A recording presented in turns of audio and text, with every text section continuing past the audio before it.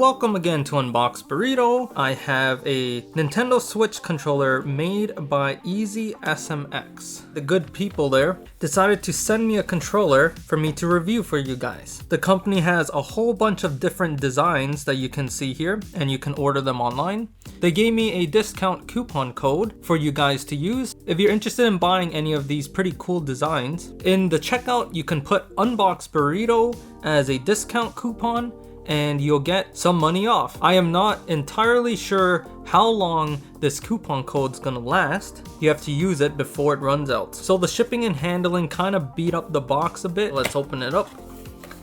So it comes in this cardboard box over here. They give you a USB Type-C cable. Here's a little manual booklet, and the controller itself being held by this piece of cardboard. So you have to kind of like push it out, and there we go. Out of the bag here. Wow, all black design, a very glossy finish, and a like gold, kind of looks like Pikachu's tail with some thunderbolts and like Pokeball images. It looks very nice. You definitely will see fingerprints over time. The buttons feel not bad. They feel pretty decent. I think these stickers make the product look ugly, so you could easily just peel it off. This controller definitely looks nice. It feels similar to the Power A controller here. The battery's out so I don't start clicking things. The joysticks on the EasySMX feel nicer. It has this little textured, bumpy joystick. I feel like you get more grip using it. Power A is just super smooth and it doesn't feel as grippy. The D-pad is bigger on the EasySMX, so it feels nicer to me. The Y, X, B, A buttons feel the same. There's no difference with the way it feels. The Power A has printed on letters. This one actually has etched in the plastic letters. I actually prefer the EasySMX feel. It has a nice click. This one, the buttons feel the same as the X, Y, A, B. You can see at the bottom here it has similar lights. Check out this user manual to see what's the difference here. In the menu, it looks like you can connect the controller to a PC or to an Android phone as well. Now the official Pro controller, you can't beat the quality. Top quality in every way, but it's also double the price of an EasySMX controller. You can get two of these. The EasySMX has a built-in battery that you charge, similar to the Pro controller. The Power A requires you to actually put double A's in. The Power A has programmable bumper buttons. The EasySMX does not have that feature. However, it does have rumble, a vibration feature that the Power A does not have, and the Pro controller does. And if you hold T and press up on the D-pad, you will increase the vibration. If you hold T and press down on the D-pad, you'll reduce the strength of the vibration. So I'm plugging the USB end into just a standard USB plug adapter. The cable they give you is pretty short. So the USB is plugged at the bottom of my desk here, and the cable just reaches the top. It's good to just plug in and let it charge. A blue light flashes at the bottom. For about 2 hours, it fully charged. You just go to controllers and then change grip order. Then on the EasySMX controller, you press the Y and home buttons. So here's Y and home. And now the bottom lights are flashing, but it doesn't seem to be working for me right now. I found out that if your Nintendo Switch updated to anything that's 12 or higher, then you will have connection issues, but you can fix it using the link in the description. I posted a link to this help page here that explains how you can update the firmware of the controller. So you should see this page and then you can click here to get a downloadable program. It's an EXE program, so it only works on Windows for now. And when you download it, you'll get this program. Just double click the program and you'll see this little box pop up. Now the box will have a grayed out button.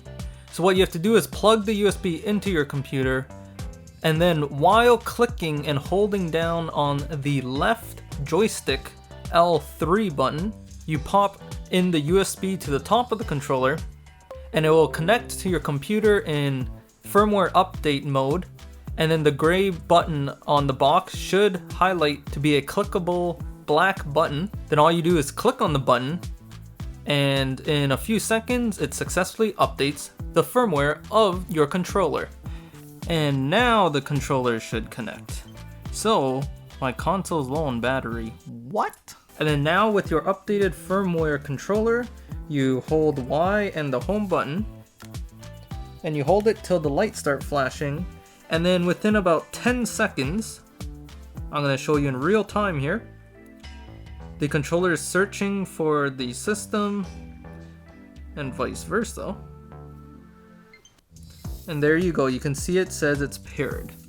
So it takes about 10-15 seconds, but once it's paired, then you can see here, it works like a charm. Now there is something you should be aware of. Turn off your system or put it to sleep mode. It also disconnects from the controller. Next time you turn on the console, all you have to do is hold down the home button on the controller, and it will turn on the controller and automatically connect with your paired console, so that you can hit a button 3 times to unlock the console, and the controller will work just like all the other wireless controllers. So you just have to remember to hold down only the home button to turn on the controller and tell it to connect to its currently paired console.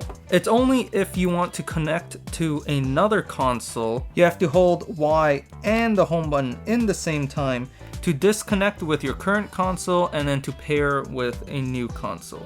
All I have to do is hold the home button and it will turn on the controller and automatically search for and connect with its currently paired console.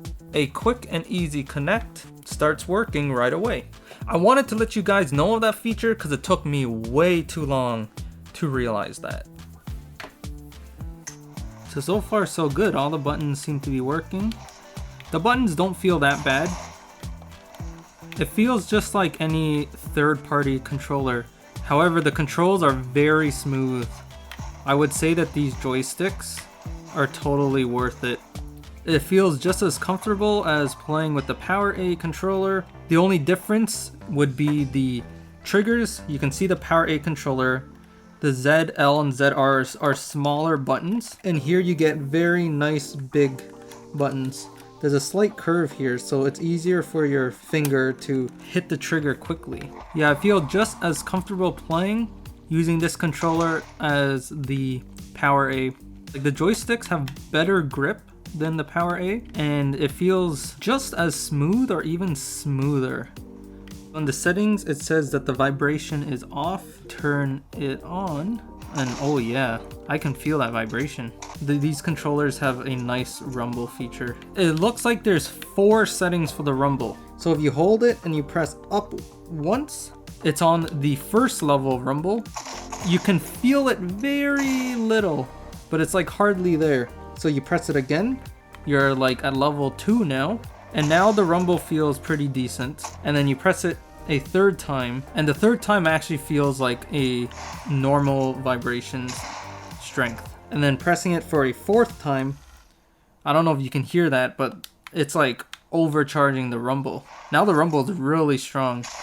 You could definitely feel it this time. The game gives it a very strong rumble. It starts to get pretty loud.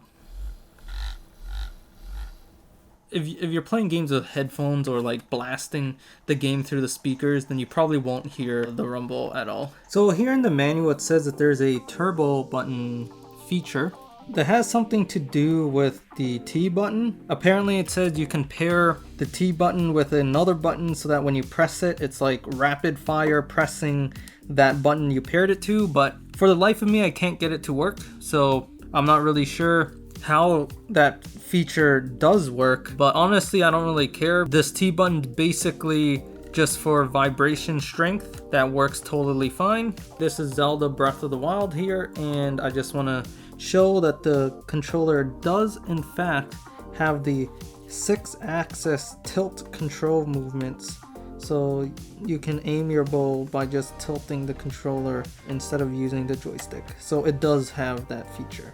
Yeah, so that's my review of the EasySMX controller, specifically the YS06 model, wireless Bluetooth model. you will have the exact same pros and cons as you get with any third-party controller. The official Pro controller costs double the price, but it's because the build quality, it's heavier and it's nicer. The buttons feel more solid, and so everything is better in the Pro controller.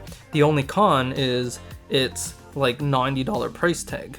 So it's more fair to compare it to other third-party brands like PowerA. This PowerA controller is about like $60, but this controller I believe will cost you like only $30 or $40. The EasySMX has better joysticks than PowerA. It feels smoother and grippier. All of the other buttons are basically the same. The triggers, these ones are bigger, so I think they actually feel a little nicer than the smaller ones. The home buttons on the PowerA are the same as the A, B, X, and Y, but the home buttons on the SMX has this nice click feeling, which could be better or worse depending on who you are. I actually prefer it because I get a nice tactile like click. PowerA has the bumper buttons on the back. The EasySMX has rumble feature on the inside, and it has a built-in battery, while the PowerA requires you to use AA batteries in the back here. So if you just wanted the cheapest possible controller you can get, then EasySMX works good for me. And if you just want like top of the line quality, then you can't beat the official original Nintendo Pro controller. So if EasySMX interests you, you can use the discount code UNBOXBURRITO at checkout and you'll save some money. It might be a limited time, or they didn't really tell me, they just told me that they gave me a discount code for my viewers watching my channel to use. So I hope this video was helpful. Thanks for watching.